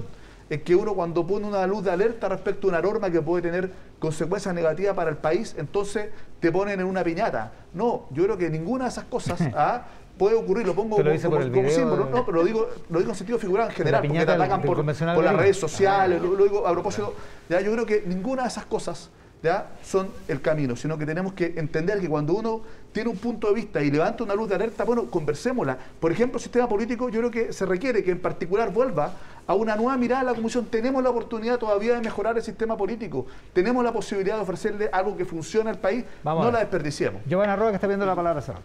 Sí, desde antes comerciales. No, es que primero yo creo que estoy de acuerdo con lo que tú dices, pero por favor, Juan, de verdad que cuidemos el proceso. O sea, antes de no comerciales, Fuad dice textual, en 8 años más se termina la democracia. Y a mí me parece que con ese tipo de declaraciones estamos haciéndole un flaco favor a la posibilidad de hacer un diálogo, de conversar y de llegar a puerto. Ahora, sobre la encuesta, yo no soy, o sea, no la creo confiable, etcétera, pero sí creo que es atendible el punto. ¿Ninguna encuesta? No, en particular. Porque Marco confía en la del 67%. No, yo digo que es debatible. Si mi punto está en que sí, la industria de la encuesta... yo creo que el rubro encuesta en general no ha demostrado ser muy asertivo en las últimas elecciones y etcétera. Pero lo que quiero decir es que me parece súper importante... Va a llegar una carta de la Asociación de Encuestadores, ya. No, me parece súper importante decir que es atendible, que tenemos un proceso que efectivamente es muy complejo de llevar. O sea, piensen, y no sé si todas las personas que nos están viendo lo saben, pero llega una norma que puede venir por un convencional o por una iniciativa popular de norma. Pasa en la comisión, tiene 2 procesos en la comisión, pasa después al pleno, en el pleno vuelve o se aprueba. Es un proceso muy complejo, muy complejo. Y eso me imagino, y estáis todo el día en esto. Sí. Entonces yo creo que ahí hay que recoger el guante, por decirlo de alguna manera. 1, que tenemos problemas comunicacionales internos, por supuesto. 2, que el trámite legislativo es algo que no es costumbre para las personas en general, no tenemos una base en que entendamos tampoco muy bien nuestro sistema político. Y 3, por supuesto, la amenaza que hay de fake news, de instalar, por ejemplo, que hay cosas que se aprueban cuando no se han aprobado en pleno. Y ahí yo creo que declaraciones como esas le hacen solo daño a la verdad. Vamos a volver sobre ese tema a propósito de las fake news. Constanza Uber, perdón, Constanza Uber. No, a mí no me llama mucho la atención lo que dice la encuesta, básicamente porque yo creo que hay un problema. ¿Usted sí cree en la...? No, más allá de creer o no creer en la encuesta, yo creo que en realidad... ¿No cree? No. A ver, el tema pasa... Yo creo, a ver, ojo que hay varias encuestas y entiendo que esta le achuntó bastante bien al resultado de la presidencial, pero más allá de eso, yo creo que acá hay un tema de falta de conexión de la convención constitucional con respecto a la realidad. Y yo creo que eso se está notando. Entonces, más que cuando uno piensa en una constitución, uno tiene que pensar en que la constitución establece lo mínimo y establece los puntos de unión. Y lo que estamos haciendo hoy día en la Convención Constitucional con estos 154 artículos aprobados hasta el momento es buscar todas las diferencias y ponerlas ahí. Entonces, más que, a propósito de la canción de los prisioneros, más que el baile de los que sobran, el baile de los que faltan acá. Faltan los agricultores, faltan los padres, faltan los regantes, faltan los trabajadores que son dueños de sus fondos de pensiones. Entonces, desde ese punto de vista, yo comparto acá con Fuad en términos de que hay una autocrítica completa, falta autocrítica completa y total de la Convención Constitucional. ¿Por qué? Y con esto cierro. Porque la Convención Constitucional está más preocupada de la mejor constitución para los convencionales, más que la mejor constitución de las personas, más que proteger o resguardar el prestigio de la constituyente. Yo creo que uno se tiene que preocupar de proteger a las personas, no a la constituyente. Cortito para que hablemos de las fake news. Pero yo discrepo de eso. A ver. Discrepo profundamente. ¿No te lo puedo creer? Sí, o sea, mira, yo creo que hay un debate que está invisibilizado y que se expresa en normas que se han ido aprobando, que son de interés popular, que recogen expectativas sociales. Se acaba de aprobar una norma que establece libertad de conciencia, credo, culto, religión, que le da garantías a las iglesias evangélicas, más de 2,5 millones de personas en Chile, de que van a tener un trato igualitario del Estado hacia las iglesias. No, trato igualitario que hoy día no tienen, pues. Si hoy día no tienen un trato igualitario, las iglesias no tienen un estatus distinto. Al de las otras iglesias. No, pero la ley de culto no es suficiente para eso, y no se acabó con la Constitución del 80. Se ha ido mejorando, pero tienen un trato distinto. Las iglesias evangélicas son postergadas en este país respecto a la libertad de culto, de credo y conciencia. Se aprobó la norma. Los pastores evangélicos están contentos con esa norma. Me reuní con los pastores, con los obispos, me reuní con la Televisión Nacional Evangélica, porque fue un ejercicio transversal. ¿Y estarán contentos cuando le digas que los particulares subvencionados evangélicos no van a poder recibir fondos públicos? Yo creo que no, van a estar muy contentos. No distorsionemos el debate. Aquí hay una norma que refleja una expectativa de años por parte de la comunidad evangélica, que está aprobada y los medios no la difunden. Ya, pero los medios... Ahora es culpa de nosotros. Ya, pero vamos a ver. Hablemos de las fake news. Un poquito sí. Hablemos de las fake news. Menos mal que no han prosperado esas iniciativas de control de medios y cosas, menos mal. Yo creo que no me pique a mí. Hablemos de las fake news. Porque si no, imagínate. Giovanna Roa dice, Fuad Chaín asegura que en 8 años se acaba la democracia con el sistema político como está. Defienda el punto porque si no parece una fake news. Yo lo he dicho, no es una fake news, porque no es una noticia, es una luz de alarma, de que yo creo que tal como están las condiciones del sistema político, en definitiva en 8 años más tenemos el riesgo de que eso ocurra, un riesgo grave. En 2 ciclos presidenciales. Sí, yo creo que sí, porque efectivamente tenemos una gran amenaza, que es la amenaza de las democracias modernas, que tiene que ver con el populismo, la narcopolítica que también se ha ido instalando. Y por lo tanto, cuando tú tienes el riesgo del populismo, de la narcopolítica, tú tienes que tener un sistema que sea capaz de blindar esas aventuras que siempre terminan mal. Los populismos siempre terminan en autoritarismo. La propuesta que se acordó, digamos, en la Comisión de Sistema Político, ya lo expliqué, no lo hace, muy por el contrario. ¿Ya? Porque yo entiendo, era muy importante sacar un conjunto de cerrojos que todavía permanecían a la participación democrática de la Constitución del 80. Algunos se lograron sacar, como los senadores designados, el sistema binominal. Pero una cosa es sacar los cerrojos, lo que yo comparto, ¿ya? Y por eso que nuestra propuesta eliminaba parte importante de esos cerrojos, pero otra cosa es abrirle la puerta para que entre el autoritarismo. Y eso es el problema que tiene. Hay que buscar un equilibrio. Lo que falta es el equilibrio. Acá es, nadie, o aprobamos esto o el Senado como está. No, si no es ninguna de las dos cosas. Hay que buscar un punto de equilibrio. A veces son los fanatismos los que ganan la batalla dentro de la convención y los ciudadanos que una constitución que realmente nos una y que sea el marco de los grandes acuerdos y grandes consensos como sociedad, porque eso además le da estabilidad política al país. Giovanna Roa, sobre los fake news. Sí, es que pero hablar de los fanatismos es una caricatura. O sea, en las comisiones, y quiero volver al proceso, porque de verdad creo que sin entender el proceso, en las comisiones se vota por mayoría simple. Por lo tanto, es normal que ganen ciertas propuestas que no necesariamente tienen la mayoría, por ejemplo, de los 2/3.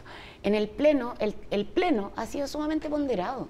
El Pleno ha devuelto... ¿Estás de acuerdo conmigo o no estás de acuerdo conmigo? En general ha actuado como buen filtro. El Pleno ha sido sumamente ponderado. Ha dejado pasar iniciativas y normas muy importantes, como algunas que estaba nombrando Marco antes, otras que tienen que ver con la naturaleza, etcétera, etcétera, que están en el marco de los acuerdos grandes. Y aquellas que no, vuelven a la comisión. Y eso sí es dialogar. Entonces, a mí me preocupa que se esté instalando la fake news de lo que se aprueba en comisión. Ni siquiera lo que se aprueba, Iván. Hay fake news con respecto a cosas que solo ingresaron a la comisión. Cualquiera tiene derecho a ingresar, incluso las iniciativas populares de norma. Esas ya se instalaban como verdad absoluta de lo que estaba saliendo de la Constitución. Y nosotros tenemos un rol. Yo estoy muy preocupada, Iván, y con esto termino, estoy muy preocupada del alarmismo, porque nosotros tenemos un desafío de profundización democrática que va bien. Y yo ahí le quiero dar tranquilidad a las personas. Estamos tomando medidas que son, y por favor, señálemelo, en el Pleno estamos tomando medidas que son totalmente dentro de los márgenes democráticos y que dan estabilidad. Transformar, pero con estabilidad. Por eso que espero que los 2/3 manden a una nueva revisión de la Comisión de Sistema Político. Lo puede hacer todavía en particular. Yo confío en que el Pleno modere también esta... A diferencia de Fuad, yo creo que su propósito es que el acuerdo fracase. Esa es la voluntad que él tiene. Él quiere que se rechacen las normas porque lo que quiere es que se mantenga el sistema político. No, quiere que se mantenga el sistema político actual. Si él no ha presentado la propuesta que presentamos, no lo mantiene. Pero mire, además le echa la culpa a la Convención de la Guerra en Ucrania. O sea, le echa la culpa a la Convención de la Guerra en Ucrania. ¿Quién le echa la culpa? Pero dentro de su retórica es eso. Quiero decir lo siguiente. Quiero decir lo siguiente. La Convención tiene un mandato. Y ese mandato es provocar transformaciones con estabilidad. Y lo que se está haciendo en la Convención va en esa dirección. Si lo que se está discutiendo son las principales preocupaciones que tiene el país por décadas, por años. Entonces, en materia de pueblos originarios, establecer pluralismo jurídico es necesario en un modelo de complementación con el sistema de justicia, de subordinación al sistema de justicia. Lo que se ha aprobado es muy razonable, como también es muy razonable la norma para las iglesias evangélicas. Por supuesto que no comparto eso de que sea razonable el pluralismo jurídico. Hay otros países que lo tienen, pero en esos países existen varias cosas que este pluralismo jurídico no tiene y que son esenciales como para que la cosa huele. Entre ellas la competencia, el tema penal, la familia, qué tema se va a meter, en qué territorio, a propósito de las autonomías territoriales indígenas, cuál en la práctica va a ser el tribunal que va a cortar el qué en caso de que haya un conflicto de competencias, pero eso es otro tema. Yo quiero tomar quizás 2 puntos acá respecto al tema de la fake news o respecto al tema de la información, a propósito de algo que aparecía en la encuesta. A mí me preocupa ese 32% que no sabe o no responde. Yo creo que es importante, en el fondo, poder transmitir qué es lo que está ocurriendo en la Convención Constitucional, cuáles son los artículos aprobados y también algunos temas que son centrales y que se están discutiendo en comisiones que son complejas. Entre ellas, por ejemplo, el tema de haber asegurado que los trabajadores son dueños de sus fondos de pensiones. Ya, es que esa fue una de las polémicas de la semana. Bueno, es que ese es un punto central, porque resulta que, claro, se dice explícitamente que el Estado se va a hacer de los fondos de pensiones, no, pero resulta que hay tres indicaciones que se presentaron para que se dijera explícitamente que los trabajadores son dueños de sus fondos, nada más, y fue rechazado no por mayoría, Joana, fue rechazado con 8 votos a favor y con 20 y tantos votos en contra, varias abstenciones, o sea, en el fondo una gran mayoría, yo diría que cerca de los 2/3 estuvieron por rechazar eso, algo que es tan simple, rechazar algo que los fondos no fueran expropiados. que se diga explícitamente, claro, que el Estado no podrá expropiar los fondos, y también se presentó otra, además, que decía que los trabajadores son dueños de sus fondos de pensiones y que además son heredables. Eso fue rechazado con un portazo pero gigantesco en la Comisión de Derechos Fundamentales, entonces es complejo eso. Es verdad que no llegaba al pleno, debe ser muy polémica pero ahí está, por la frase en la comisión fue rechazada. A ver, No, ¿O acaso es mentira eso? Es No, mentira. yo quiero aclarar. Acá entraron propuestas que vinieron efectivamente por iniciativas populares de norma. Entró... No solo, ojo, pero no solo iniciativas populares. Pero ojo, no iniciativas populares de norma, también iniciativas de constituyentes, que fue lo que se aprobó en la comisión. La Constitución, la Constitución que estamos escribiendo y la actual no especifica bienes. No especifica ni un tipo de bien. ¿Por qué tendrían que las pensiones... No, lo dice explícitamente. ¿Por qué tendrían que las derecho de propiedad pensiones... sobre bienes incorporales? Bueno, un bien incorporal, te digo, son los fondos de pensiones. ¿Por qué tendrían que las pensiones estar escritas porque es un tema que es una bienes? preocupación para los chilenos. Eso sí es preocupación para los chilenos, no el bicameralismo asimétrico. Nos estamos haciendo cargo de la preocupación para los chilenos y efectivamente habían propuestas, una que era... Con mi plata no. Con mi plata no, y otra que era la de Norma AFP, por poner 2 puntos, ¿sí? ¿no? Que están... Y que eran contradictorias, una con la No se aprobó exactamente, no se aprobó la de Con mi plata no, pero tampoco se aprobó el transitorio de Norma AFP. Y con esto no estoy diciendo que no sea importante la participación que ha hecho también Norma AFP. Lo que estoy diciendo es que incluso en la comisión se tomó una decisión por ir a el espacio más amplio de acuerdo. Y eso va a pasar al Pleno. Entonces, es una caricatura decir, se están rechazando las cosas solo que no te gustan. No es verdad. Ya, pero no es legítimo, pero pregunto, no es legítimo, que es la duda entre ustedes, que un convencional diga, si las cosas siguen como están, va a pasar X, aunque X sea alarmista, porque eso es lo que ha pasado con los 8 años de Fuad Chahín o con Bernardo Fontaine. No, mira, yo creo que lo que no se puede hacer es mentir. ¿Ya? Yo quiero invitar a la gente a que vea la propuesta que yo presenté a la Comisión de Sistema Político, que la lea y se va a dar cuenta que el convencional Barraza ha mentido derechamente cuando dice que nosotros queremos que las cosas queden como están. Es cosa de leer tanto la iniciativa que presentamos como también la propuesta luego del rechazo del Pleno. Y se van a dar cuenta que la iniciativa original del colectivo del apruebo y luego la propuesta que presentamos el día lunes, la propuesta que hacemos es muy distinta de lo que existe hoy día, pero es una propuesta equilibrada. No le pintamos a la gente.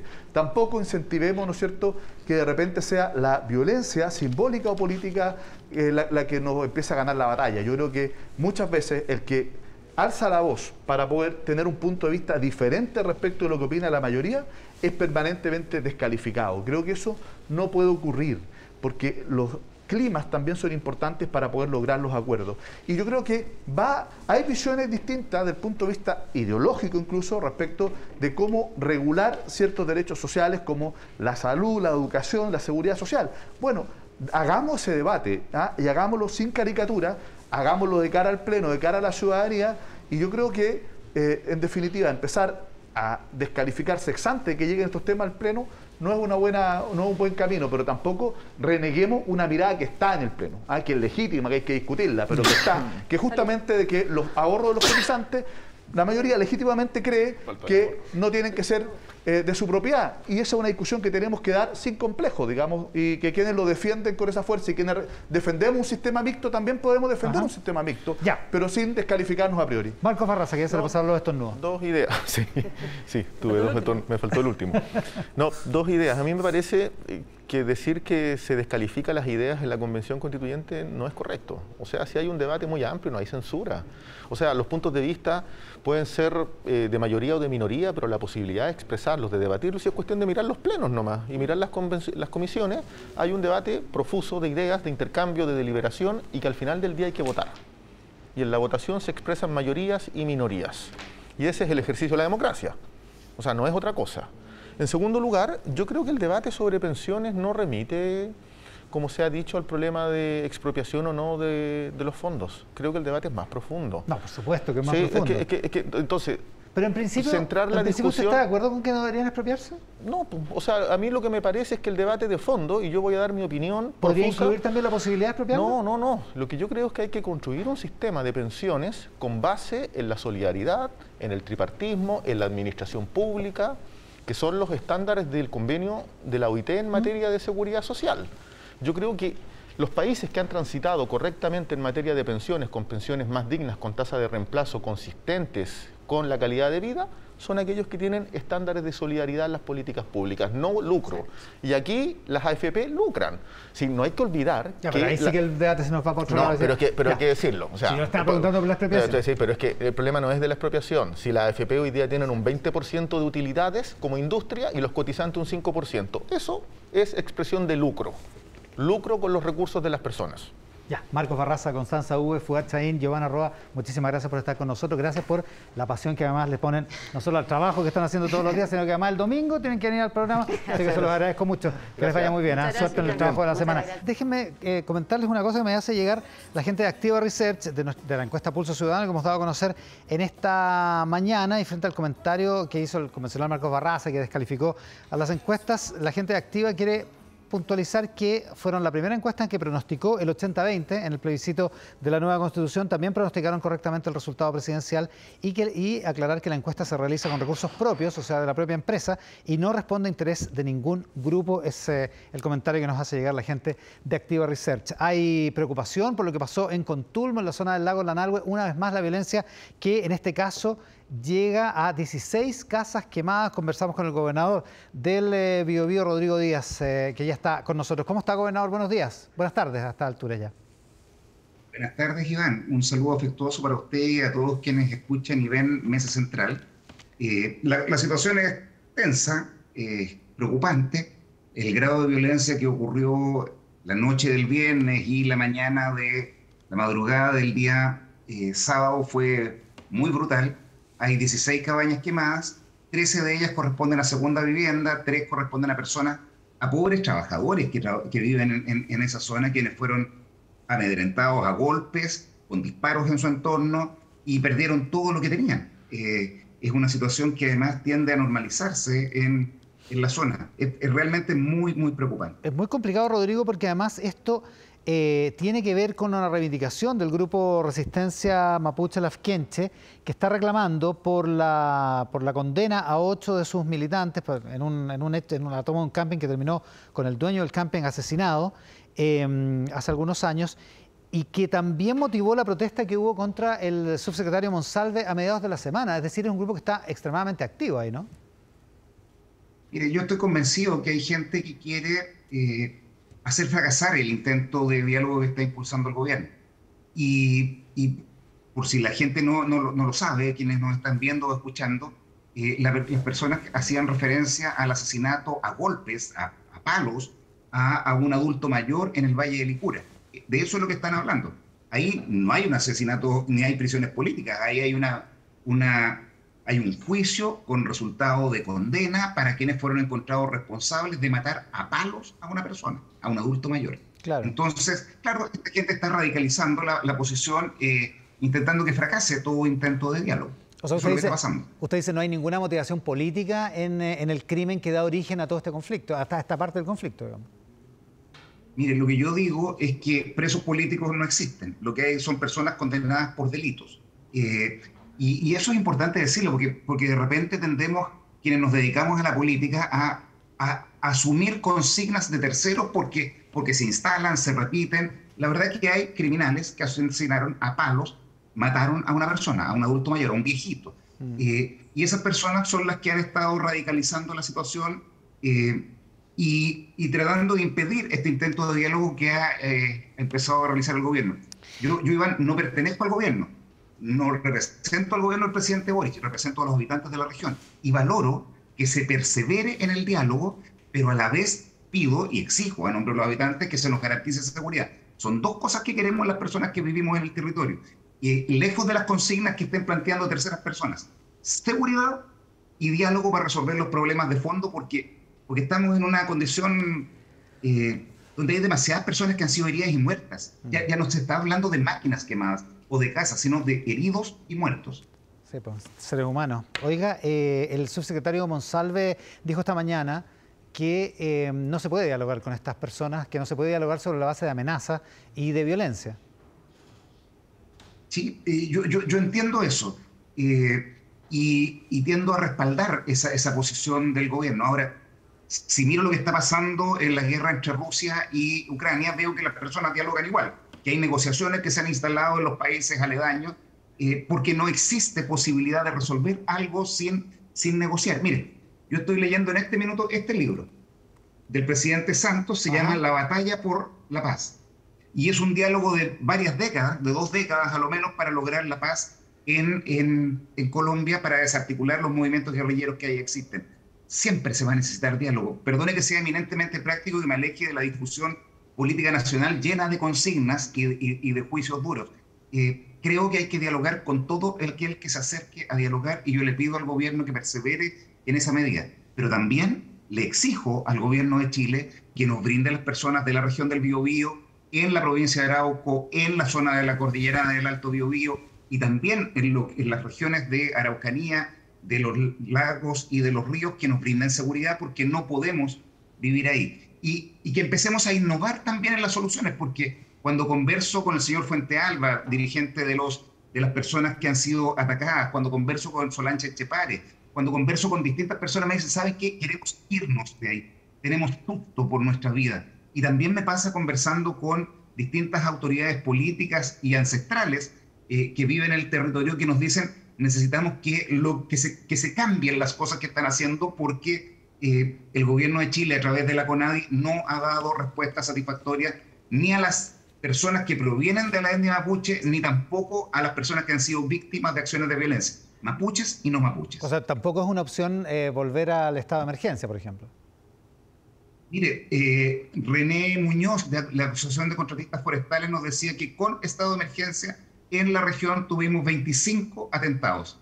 La verdad es que el estado de emergencia era más bien una cortina de humo que genera muchas discusiones muy acaloradas de dirigentes políticos de lado y lado en Santiago, pero en el territorio se reducía a patrullajes en 2 rutas, Contulmo-Cañete, Cañete-Tirúa, y protección a los grupos de policías en algunos minutos cuando salían a hacer algún tipo de pesquisa.